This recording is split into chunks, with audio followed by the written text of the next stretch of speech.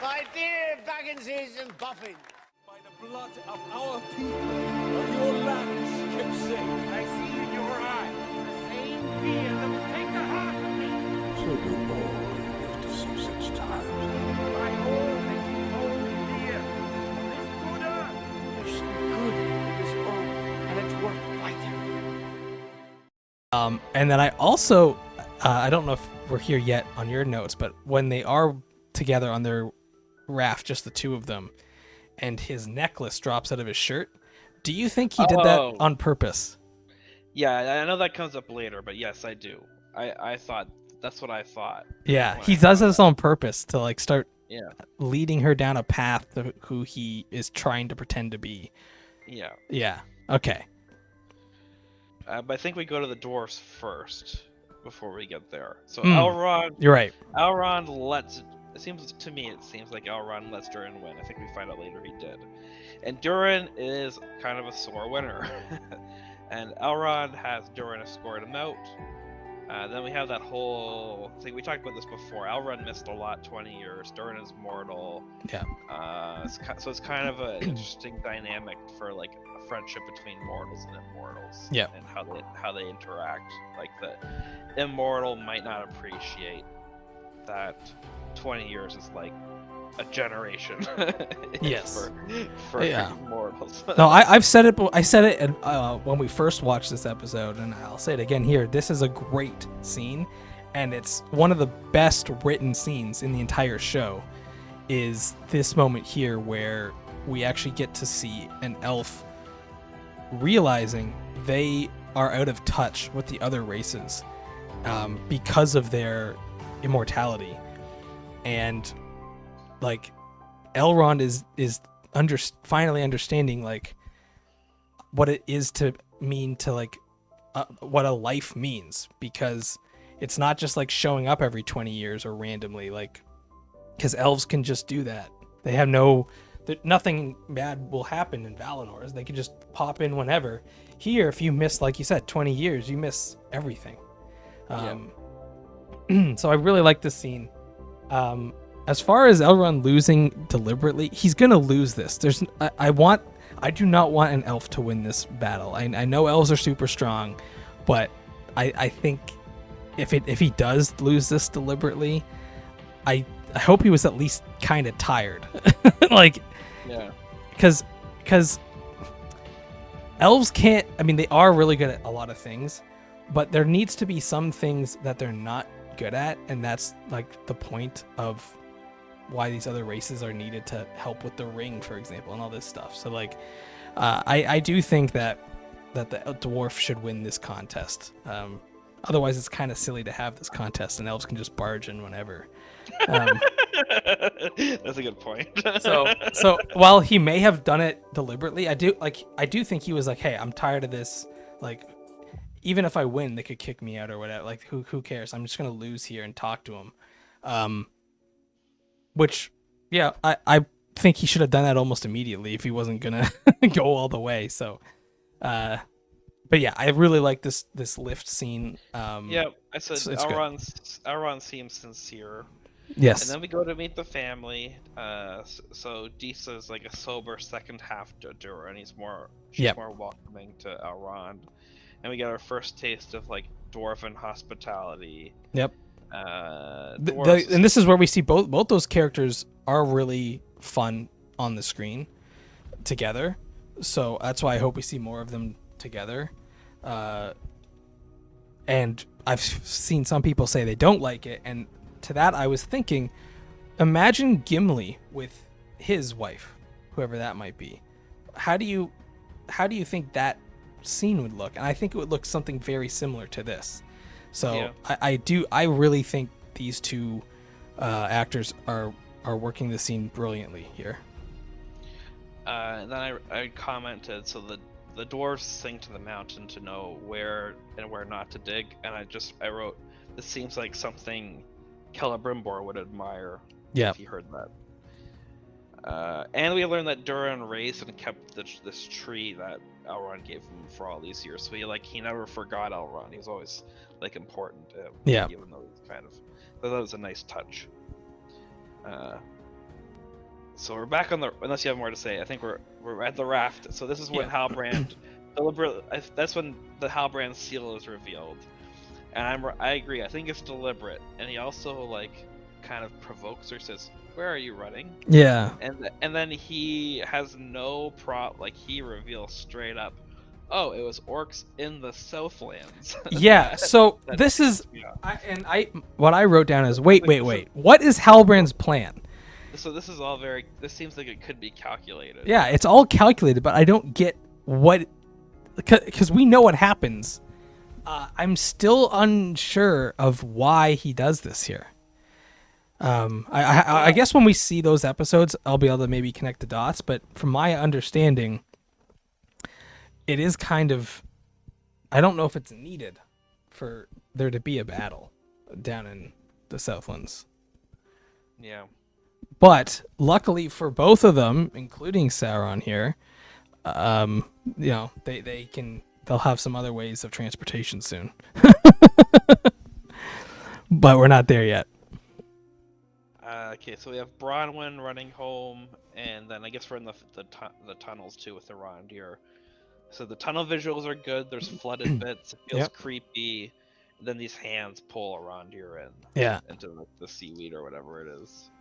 And then Bronwyn comes home. She sees a hole in the floor, like a slasher movie feel. Oh yeah, like this is a great scene, and I said it back then as well. Like this, we take for granted the weakness of orcs compared to our heroes in the original trilogy, but this is more the way it feels probably when regular humans are fighting them.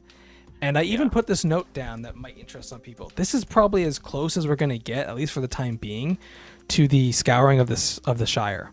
It's something along these lines, where it is like a horror movie. Like these monsters are coming out of the hole in the floor, and just one can take on an entire household. So that it's extremely creepy, and I think it's done well here. I mean, I thought it was a little. There's parts that are like you have to suspend your disbelief a bit. So one because like here the one thing I noticed, like, so Bronwyn is able to run away. Why doesn't Theo run away with her? He just goes back into hiding in that little cupboard. He definitely could have made a break for it. Yeah. So to your point there, yes, that it's kind of forced, and then there's also moments when the action starts to happen where the hits are a little too hard for what I imagine should happen. Like just the way they filmed it, like a simple like punch like sends someone like flying across the room. So there's a little much on that regard, but in terms of like the visuals of everything, like the practical effects, those look pretty good still. Yeah, I said orc is creepy. I know this is also the first time we've seen an orc in this show. And they say this in their little behind the scenes snippet as well, but these aren't your like orcs from the original trilogy. These are a feral orcs that don't have a true society the way they did under the leadership of Sauron or Saruman even. So these orcs, like, they're wearing like a cow's skull as a helmet, and they're very like unsure of their footing sometimes. Like they're just kind of weird in like the environment. So yeah, I like it. I think it's a really good touch. But yeah, you're right. There's some silly forced scare here. But you know, you can say that about a lot of horror movies too. So I'm gonna give it a pass. Okay, so I have it as back on this raft. There's a storm. So I don't know, it's kind of a cliche raft storm. Yeah. Thing, but whatever. So this is where it's kind of silly because Galadriel ties herself to this weight, and then it sinks. And I mean, so I've done videos. We've done videos on this. We've gone into this a lot, and then she ends up getting saved by Halbrand, which is also kind of a why. Right. But I mean, I guess maybe Halbrand sees Galadriel as a tool to eventually get what he wants. Now this scene, yeah. So I think you're right, and I'm on the same track with you. Now my one additional question is, when he does save her, he notices the dagger, and he recognizes who she is in that moment. Oh, okay. So he's already decided to save her. So he already had a plan with this elf woman. He was like, how am I going to use this elf woman to get what I want? And then he goes in to save her and realizes who she is. I missed that. Okay. Yeah, so he sees the dagger and takes it out of her belt to cut the rope with, and he's looking at this dagger. So he recognizes who this dagger belonged to, and I think he's putting together who she is based on that dagger. I don't know what that means either, though, because I don't know why he cares that it's Galadriel or not. You know what I mean? Like, what does that matter? You were already going to use her. So I wrote. I hate to bring it back to Star Wars, but I wrote like it could be like an Emperor Anakin dynamic. Like the Emperor wanted Anakin to be his apprentice. Oh. Anakin was the chosen one, so the Emperor's like, oh, if I like turn their chosen one to my apprentice, that is so embarrassing for the Jedi. You might be onto something. You might have just broken this thing wide open. I want this to be my apprentice. Yeah, no, that you might have really come onto something here. We might have to make a separate video on that topic alone, because that's interesting. That would explain any kind of weird decision Sauron makes can be explained with, I want this person to convert because that's my goal. Not whether or not Galadriel's worth saving or whatever. I want her to convert because she means something to the elves. Mm-hmm. That's interesting. The northern armies. Exactly. I can turn her. And we're jumping ahead, but we know what happens. We kind of know where he goes with this, and in a way, he does try what you've just hinted at. So that's interesting. That takes away a lot of the criticism if that's his motive here. It is weird still that he does want to save her before knowing that part. He still is like, okay, I need this elf for some reason. He probably is using any elf to try to get in with the elves, and when he finds out it's Galadriel, he's probably over the moon. I now have a commander to help me get in there. Yeah. So we're back to Nori and Poppy, and I think I guess the Firefly visuals are a nice touch, and the stranger can speak to the Fireflies. But then we have the dead Firefly, so that invokes kind of an ominous feeling. True. And that's why some people were like, oh, that he could be Sauron, because he's doing this weird thing with the Fireflies. Yeah. But, I mean, because they're Fireflies, it does have this, like, connotation of being, like, good in a way. Like, it... like almost like a fairies, you know what I mean? Like it's got this whimsical, magical element to it. So I never really picked up on the Firefly stuff as being evil.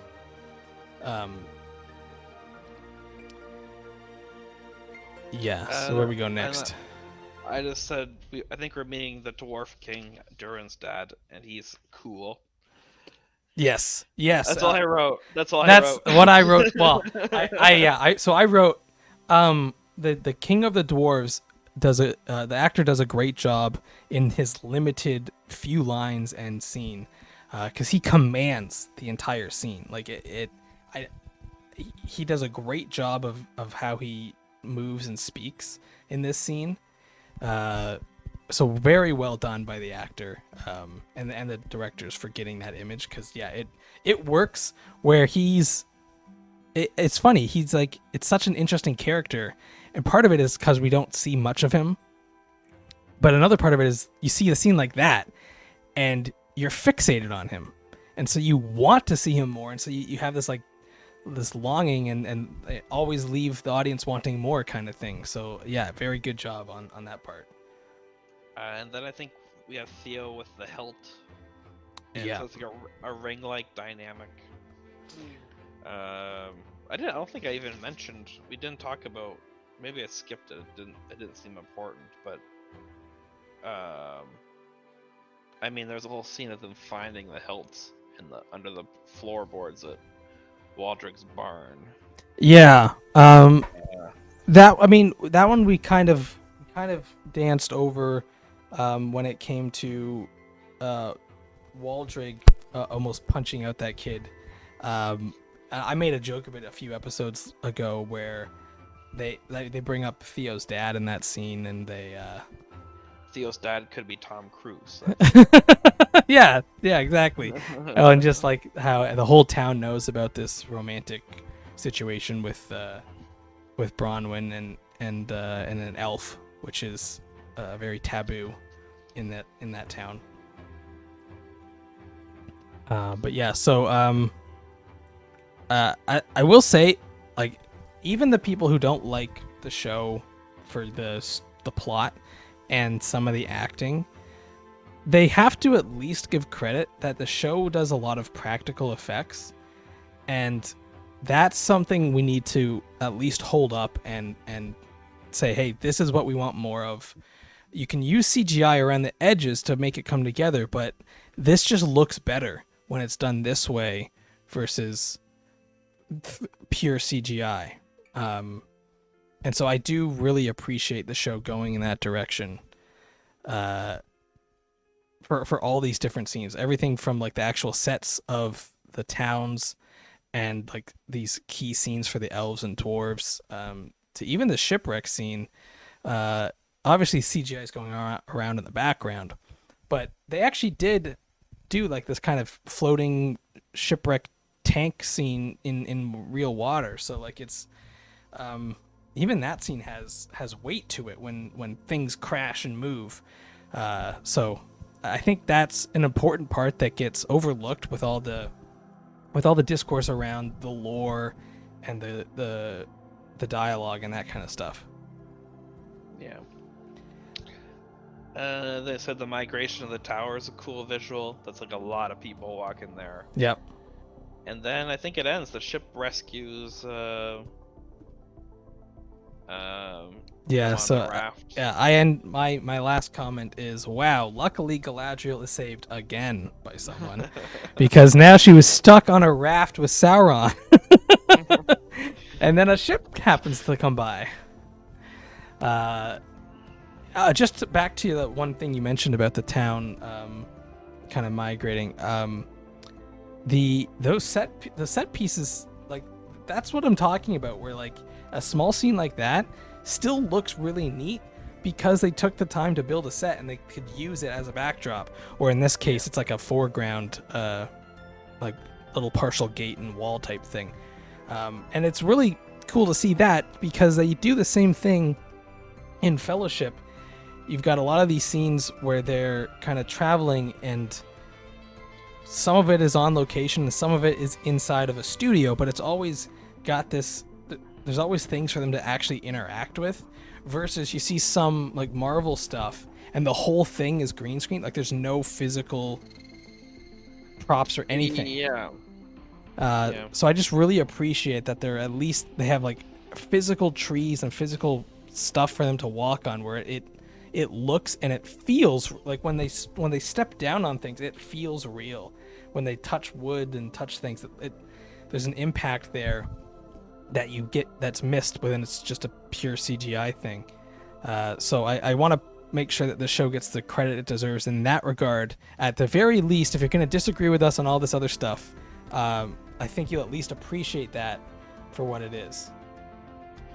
But yeah, that's about it. This episode, I thought, this is a problem I had with the show. I remember at the beginning was their pacing.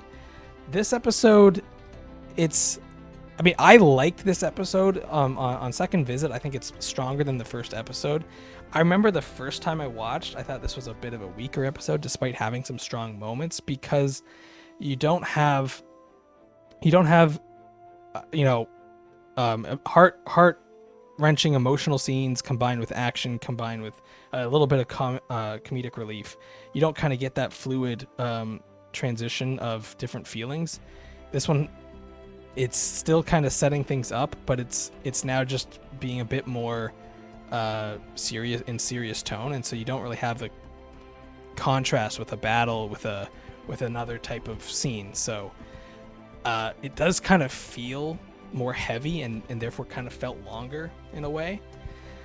But I actually like this episode better just because I think the stronger notes in this episode are some of the best notes maybe in the whole season.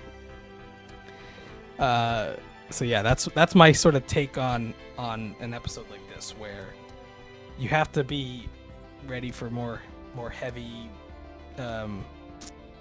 emotionally charged scenes instead of being able to just kind of have fun with some of the characters. And we're gonna get to some more fun scenes eventually, but right now it is a bit more emotional than most people probably want. But yeah, I guess that's it for this one. Let us know down below what you guys thought about episode 2. I know it's been about a year, so give it another watch if you need to, because I think you will be surprised. Some of the stuff does come around on you.